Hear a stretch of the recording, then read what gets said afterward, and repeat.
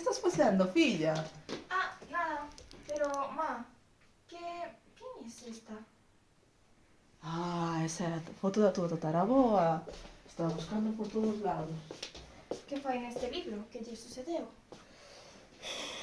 Pois verás, filla. Esa é a tua tataraboa, aínda nova. Por alá no 1910, cando tiña enerxía para defender as súas ideas.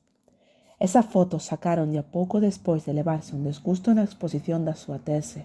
Que tese, ma? Pois a túa tataraboa denunciou moitos problemas que podemos ver hoxe en día, todos relacionados co cambio climático. É porque non é a tata famosa?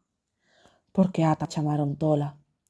Ela criticou a emisión de CO2 en plena revolución industrial, denunciou a explotación das minas, do petróleo, dos mares e a contaminación dos ríos.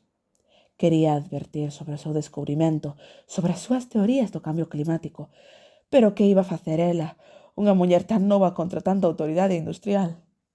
Como cando decían que a Terra non se movía? Exacto. Ás veces a ciencia non avanza, e non é porque non sexa posible, senón porque non o permiten.